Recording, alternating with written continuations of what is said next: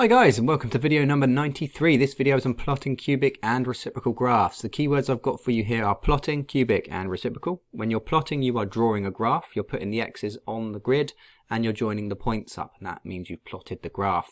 Cubic is when you've got something to the power of 3. So y equals x cubed is y equals x to the power of 3. That would be a cubic graph, and they could come in 4 parts. You could have an x cubed, an x squared, an x, and a number term. Right, but the ones that I've got for you here are not that complicated. And the reciprocal graph would be a fraction, so y equals something over x is what that sort of graph would be. Now you have to learn those different types of graph. The equations match the shapes that they make, and that is a useful thing to understand. But I'm not going to go into that explicitly because I'm telling you what the equations are, and I'm showing you what they would look like, so you've got to make that connection yourself. I'm not going to do a video specifically on that particular thing. Now the method is exactly the same as plotting quadratics, and that's the good news here, because whilst these are harder graphs and more complicated to understand, they're still just plotted in exactly the same way. So I'm going to do number 1 without a calculator, and that requires some careful substitution, and I'll do number 2 with a calculator, and I'll use the table method in that one, which I've shown you in another video. I think it was number 91. Now let's put the x values that we are supposed to put into the table here. Right, so it says plot the graph of y equals x cubed minus 2 between the values of minus 2 and 2, or the x values of minus 2 and 2. So we've got minus 2 that goes in there, minus 1, 0, 1 and 2. They are the numbers that are between those two and inclusive of those two numbers.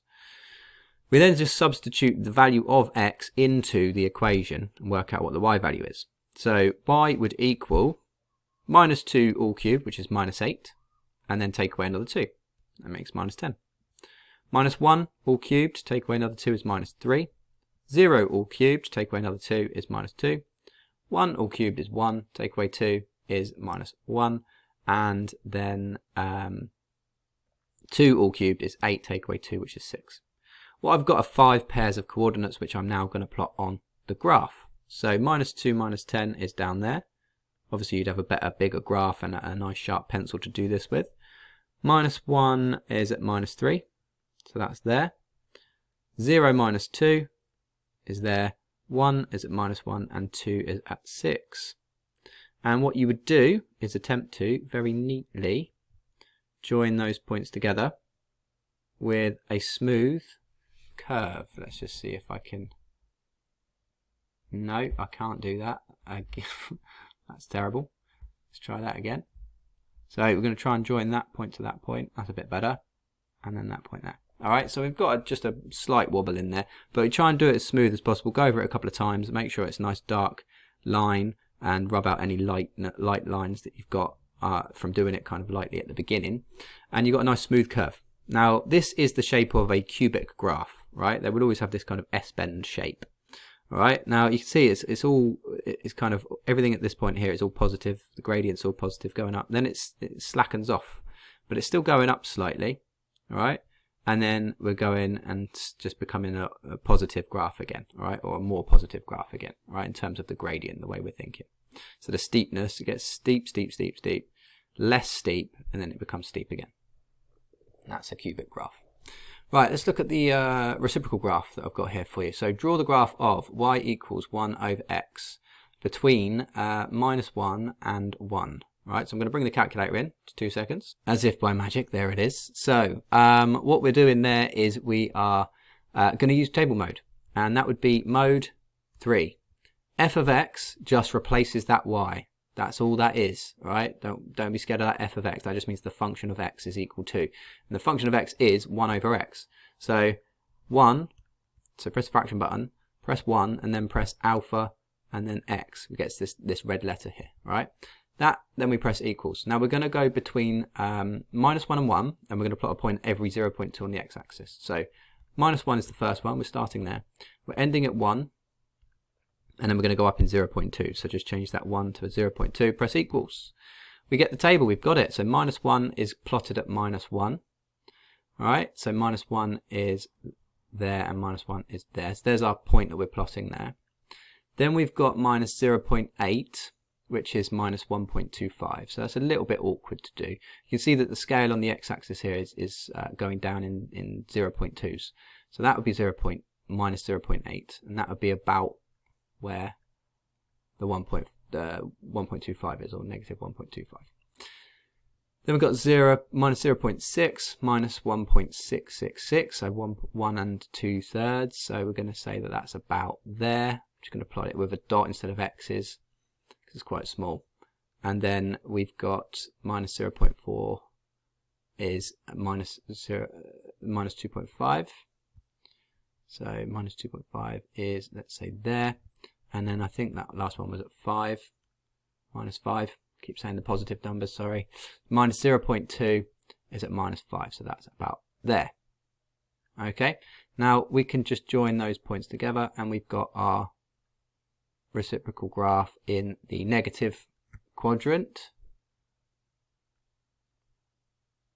Awful drawing, I'm so sorry, but it's really difficult to draw on this thing. Right, there we go, joining those points together. Now that line there would continue on towards the y-axis, never touch it, and that part of the curve there would carry on towards the x-axis and never touch it. All right, so I'm just going to kind of leave that like that and try and get rid of some of that nonsense. Oh, that doesn't want to work for some reason. Anyway, let's plot the rest of the graph. 0 is an error, and that's because it would never touch this axis, all right? And that makes sense. You can't divide by 0. It's mathematically not possible, right? Which is why it comes up with error. And then 0.2 is at 5, so 0.2 is there, 5 is there.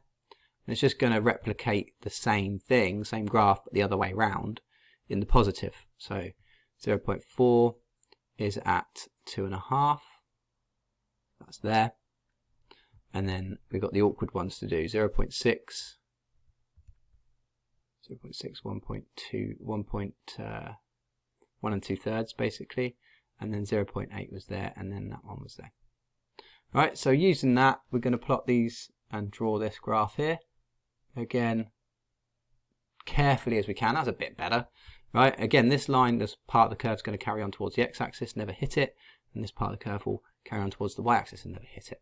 All right, because we're always dividing by a number that's bigger than this number that's on the top, right? So it's going to just be a fraction, right? And that's what a reciprocal graph looks like.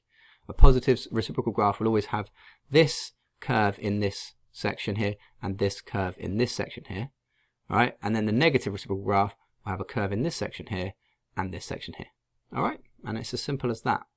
Yeah, anyway, let's move on to the third question and finish this one off. So, third question states y equals x cubed and y equals 2 over x. So we've got two graphs that have been drawn.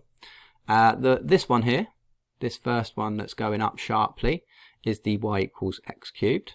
Hopefully you recognise that, all right? And it would carry on into the negative if there were a negative part of this graph. And the y equals 2 over x is this graph here, this reciprocal shape, y equals 2 over x. That could be something you were asked to identify. You might have to label the graphs or something. But in this question it says make an estimate for the solution to x cubed, which is this value of y, and is equal to 2 over x, which is this value of y. All right, now both values of y have been made equal to each other. So we need to solve some simultaneous equations, basically, is what this is. And it says where x is more than 0. That all that means is that we're going to take the positive answer rather than the negative one. There would be a negative solution as well, because this graph would continue and this graph would replicate in the negative quadrant. But we're going to take this value here. Okay, and I'm going to just kind of estimate to see what that value of x is. All right, so x is approximately equal to, because that's the point of intersection between the two curves there, that x value is approximately 1.25, just to be a bit picky, all right? Because, yeah, that'll do, 1.25, right? That's 1.5. Is it 1.2? I'm going to say 1.15. I think it's just a little bit less than that, actually. We'll go 1.15. Let's just rub that out and start again. Okay, nearly there, 1.15.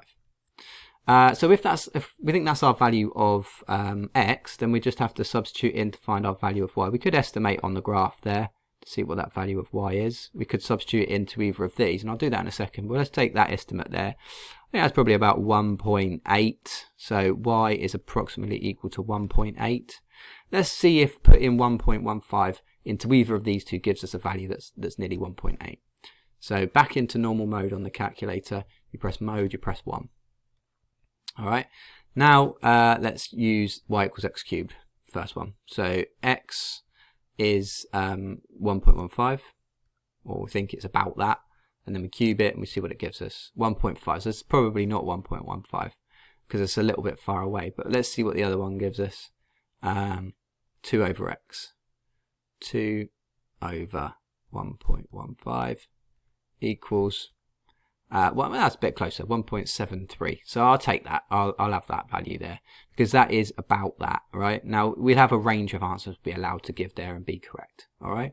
So there we go. That is the whole thing on cubic and reciprocal graphs. Hope you take away from that what the graphs look like, what the equations are for each type of graph, and how to substitute in and plot them. All right. Thank you so much for watching this one. Hope you watch another one. Like, subscribe, practice using the resources that are linked in the description, and continue to improve your skills. Take care, and I'll see you in the next one. Bye-bye.